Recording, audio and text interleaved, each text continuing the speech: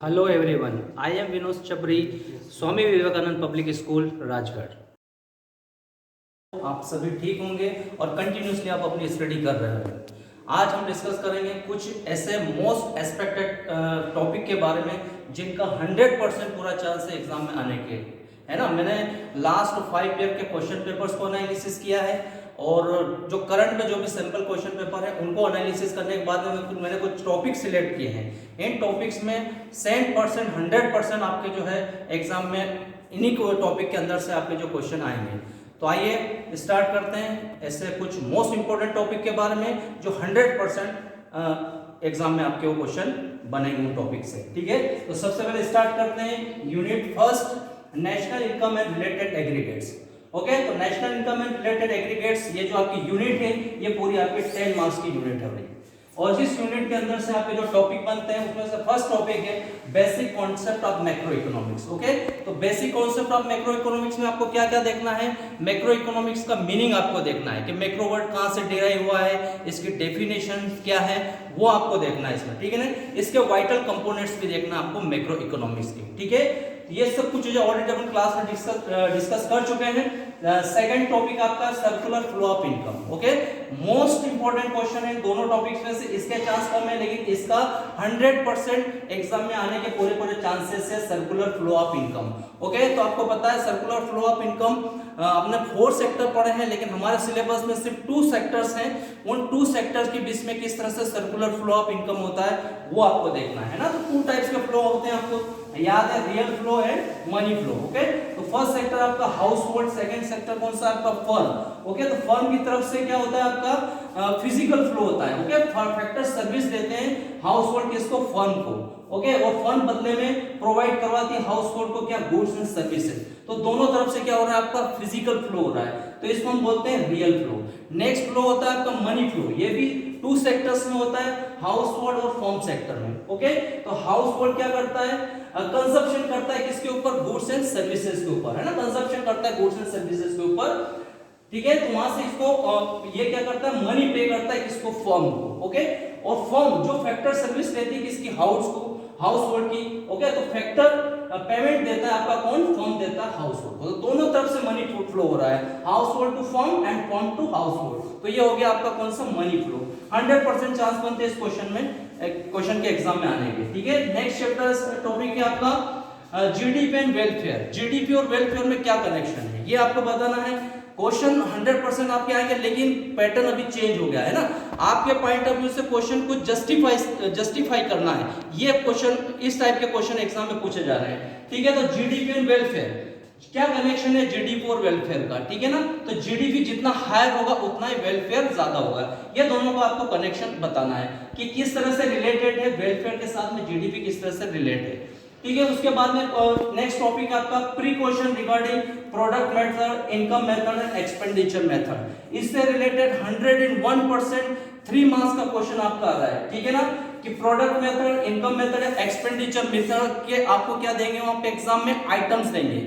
Okay, और बताएंगे कि भाई ये आइटम आपका डोमेस्टिक इनकम या नेशनल इनकम में इंक्लूड होगा या नहीं होगा। आपको अपना ओपिनियन देना है कि भाई ये पार्टिकुलर आइटम किसका पार्ट है, प्रोडक्ट मेथड का है, इनकम मेथड का है या एक्सपेंडिचर मेथड का है। ओके, और ये आइटम डोमेस्टिक इनकम या नेशनल इनकम में इंक्लूड होगा या नहीं होगा, इसको आपको एक्सप्लेन करना है विद रीजन। तो ये भी 100% मतलब ये circular flow of income and precaution regarding product income and expenditure method के आइटम 101% आ रहे हैं आपके। ठीक है ना, ये नहीं आया तो ये क्वेश्चन 101% आएगा आपका 3 मार्क्स में। नेक्स्ट आपका problem of double counting and how to avoid it, है ना। डबल काउंटिंग की प्रॉब्लम क्या है और इस प्रॉब्लम को आप किस तरह से अवॉइड कर सकते हैं। ठीक है ना, तो आपको ऑलरेडी पता है कि 2 ऐसी मेथड है जिसके थ्रू हम अवॉइड कर सकते हैं किसको, डबल काउंटिंग को।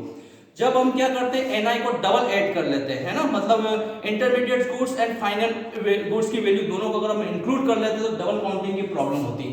तो इसको कैसे हम अवॉइड कर सकते हैं, आउटपुट मेथड्स के थ्रू इसको अवॉइड कर सकते हैं, या नेट वैल्यू एडेड जितना भी हुआ है उसके थ्रू हम क्या कर सकते हैं, इसको अवॉइड कर सकते हैं। ठीक है ना, मतलब डबल काउंटिंग से बचने के लिए या तो आप फाइनल गुड्स की वैल्यू को एडिट करेंगे या जिस भी सेक्टर ने जितना वैल्यू एडिशन किया है उस वैल्यू एडिशन को ऐड करके आप डबल काउंटिंग को अवॉइड कर सकते हैं। तो ये भी 101% इस क्वेश्चन के भी चांस बन रहे हैं आपके एग्जाम में आने के। नेक्स्ट टॉपिक है आपका डिफरेंस बिटवीन डिफरेंस बिटवीन में देखिए बहुत सारे ऐसे डिफरेंस का टॉपिक है, बहुत सारे क्वेश्चन पेपर को मैंने एनालिसिस किया है, सैंपल पेपर को एनालिसिस किया, तो मैक्सिमम टाइम रिपीट हो रहा है स्ट्रोक एंड फ्लो का डिफरेंस। स्ट्रोक और फ्लो में क्या डिफरेंस है, इसके भी पूरे चांसेस बन रहे बेटा एग्जाम में आने के। स्ट्रोक क्या है, स्ट्रोक को इसको हम किस में मेजर करते हैं, पॉइंट ऑफ टाइम में मेजर करते हैं। फ्लो को किस में मेजर करते हैं, पीरियड ऑफ टाइम में मेजर करते हैं। तो ये भी आप पूरे चांसेस बन रहे हैं इसके आने के। फाइनल गुड्स और इंटरमीडिएट गुड्स, इसमें क्या डिफरेंस है, इससे रिलेटेड भी क्वेश्चन आता है। क्या होती है फाइनल गुड्स, जो प्रोडक्शन की बाउंड्री लाइन को क्रॉस कर चुकी होती है वो होती है आपकी फाइनल गुड्स। इंटरमीडिएट कौन सी होती है, जो प्रोडक्शन की बाउंड्री लाइन के अंदर होती है वो होती है आपकी इंटरमीडिएट गुड्स। तो इसका भी डिफरेंस आने के पूरे चांस है। रियल जीडीपी और नॉमिनल जीडीपी, इसमें क्या डिफरेंस है, इससे इसके भी चांसेस बनते हैं। डेप्रिसिएशन एंड कैपिटल लॉस में क्या डिफरेंस है ना, असेट के अंदर जो भी प्लांट होगी, मशीनरी होगी, उसकी वैल्यू जो फॉल हो रही है वो आपका डेप्रिसिएशन होता है। कैपिटल लॉस क्या होता है ना, किसी भी असेट का लॉस होना नेचुरल क्लाइमेट रिस्क के थ्रू या अदर फैक्टर्स के थ्रू, वो होता है आपका कैपिटल लॉस। नेक्स्ट आपका डिफरेंस पूछ सकता है वो कंजप्शन एंड कैपिटल गुड्स में क्या डिफरेंस है। तो कंजप्शन गुड्स कौन सी होती है, जो हम डायरेक्टली सेटिस्फेक्शन के लिए जिस भी गुड्स एंड सर्विसेज को हम कंज्यूम करते हैं वो होती है आपकी consumption goods. Okay, and capital goods कौन होती है, जो प्रोडक्शन में यूज करते हैं अपन, जैसे प्लांट हो गई, मशीनरीज हो गई, ये क्या है आपकी कैपिटल गुड्स। तो इन दोनों का डिफरेंस भी एग्जाम में आने के पूरे चांस है, ठीक है ना। तो यहाँ से लगा करिए जितने भी क्वेश्चन है अगर ये आते हैं तो आपके 3 मार्क्स के क्वेश्चन आएंगे और इन्हीं टॉपिक्स के अंदर से आएगा 101%। अपन क्वेश्चन पेपर के एनालिसिस करेंगे, आप देख लेना इसको, इन्हीं में से क्वेश्चन आपके बनेंगे। नेक्स्ट टॉपिक आपका कैलकुलेट नेशनल इनकम। ओके, तो कैलकुलेट नेशनल इनकम, इससे रिलेटेड भी क्वेश्चन 101% आता है। हो सकता है वो 5 मार्क्स में डायरेक्ट पूछ ले आपको कैलकुलेशन ऑफ नेशनल इनकम, है ना। नेशनल इनकम को कैलकुलेट कैसे करें अपन, है ना। तो इसमें अगर क्वेश्चन आता है तो 5 मार्क्स का पूरा पूछ सकता है प्रोडक्ट मेथड से, इनकम मेथड से, एक्सपेंडिचर मेथड से। 5 मार्क्स का भी आ रहा है, कई बार इसको 3 मार्क्स में भी पूछ रहे हैं, है ना। तो 3 मार्क्स में भी आ सकता है आपका क्वेश्चन। तो 3 मार्क्स में अगर आया तो इसके साथ में 2 मार्क्स के दूसरे आपके स्टेटमेंट इसमें आ सकते हैं, है ना। लेकिन चांसेस पूरे हैं कि 5 मार्क्स का एक न्यूमेरिकल क्वेश्चन आपका बनेगा नेशनल इनकम का, इन प्रोडक्ट मेथड, इनकम मेथड या एक्सपेंडिचर मेथड से, ठीक है। तो ये पूरी आपकी यूनिट हो गई फर्स्ट नेशनल इनकम में रिलेटेड एग्रीगेट्स। इसी के अंदर से 101% आपके क्वेश्चन आ रहे हैं 10 मार्क्स के क्वेश्चन, इन्हीं टॉपिक्स के अंदर से कवर होंगे आपके, ठीक है ना। नेक्स्ट यूनिट है आपकी determination of income and employment.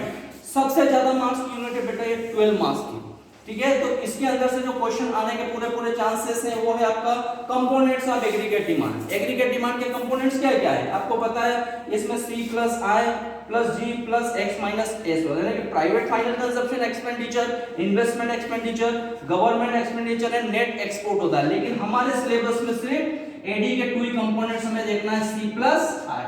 Okay, private final consumption expenditure and investment expenditure, ठीक है। तो ये इसके कंपोनेंट्स एग्जाम में आने के पूरे चांस है। नेक्स्ट जो आपका determination of income and employment की जो यूनिट है उसमें से नेक्स्ट टॉपिक आपका बनता है एडी और एएस अप्रोचेस क्या है आपकी, एग्रीगेट डिमांड, एग्रीगेट सप्लाई के अप्रोचेस क्या है, इसको आपको एक्सप्लेन करना, इसका मीनिंग बताना आपको, है ना। जितने भी आपका हाउस होल्ड हो गया, आपका फॉर्म हो गई, जितनी भी प्लान करती है फाइनल गुड्स एंड सर्विसेज के ऊपर 1 अप्रैल टू 31 मार्च के टाइम ड्यूरेशन उन सभी का सम टोटल होता है एडी और एएस, ठीक है। तो एडी और एएस का अप्रोचेस पूछेगी तो आपको न्यूमेरिकल एग्जाम के थ्रू आपको इसका एडी एएस अप्रोच बताना है, ठीक है। इसमें इसका शेड्यूल फॉर्म करना है, डायग्राम इसका फॉर्म करना है। एस इक्वल्स टू आई पूछता है, इसका भी आपको इसको एक्सप्लेन करना है, ठीक है। और इसके साथ में इसका शेड्यूल और डायग्राम आपको फॉर्म करना है। फिर मोस्ट इंपोर्टेंट क्वेश्चन जो है आपका जो 101% आता है इस यूनिट में से, वैल्यू ऑफ एपीसी।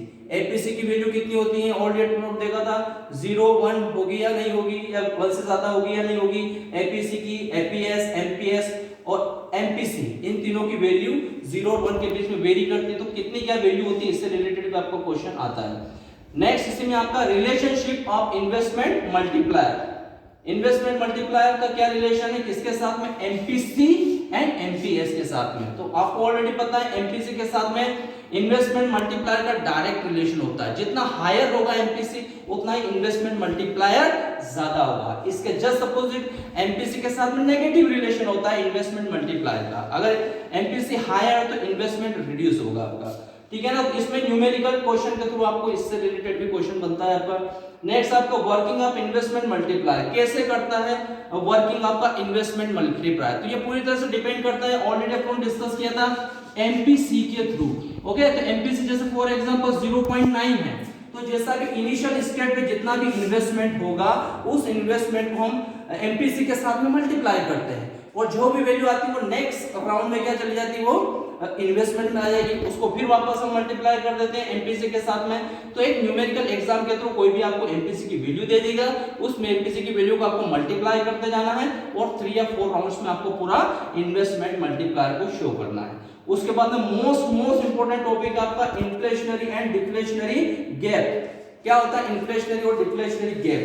ओके, और गवर्नमेंट किस तरह से इसको करेक्ट कर सकती है fiscal policy and monetary policy के थ्रू। इसके से भी एक क्वेश्चन 101% आपका आएगा, इन्फ्लेशनरी एंड डिफ्लेशनरी गैप होता है क्या है, विद एग्जांपल के साथ आपको बताना है, फिस्कल पॉलिसी के बारे में बताना है, मॉनेटरी पॉलिसी के बारे में बताना है।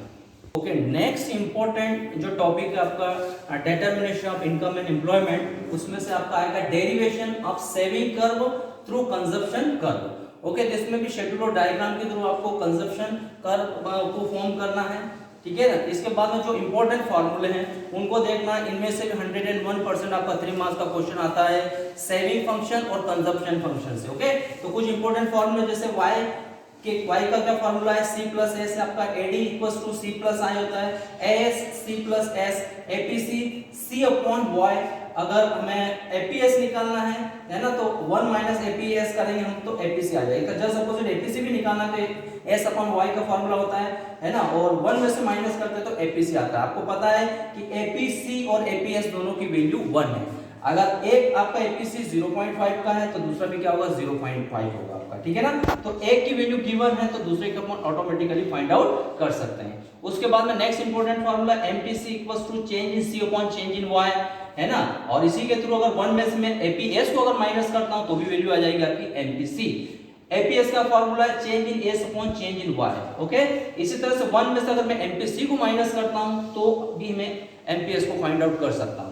ओके, तो आपको यहाँ पे भी बहुत ही अच्छी तरीके से मालूम है कि एमपीसी और एमपीएस दोनों की वैल्यू भी 1 होती है। अगर एक की वैल्यू गिवन है तो दूसरे की वैल्यू हम ऑटोमेटिकली फाइंड आउट कर सकते हैं। अब देखिए जो मोस्ट इंपोर्टेंट 101% जो क्वेश्चन आने के चांस है वो आपका है सेविंग फंक्शन और कंजप्शन फंक्शन की इक्वेशन के थ्रू न्यूमेरिकल क्वेश्चन 101% आएगा आपका 3 मार्क्स में। ओके, तो जो भी वैल्यू गिवन है वो वैल्यू आपको पुट करना है सेविंग फंक्शन और कंजप्शन फंक्शन में। ओके, तो इस कंजप्शन फंक्शन की इक्वेशन आपको मालूम है c equals to change in c bar plus b and y।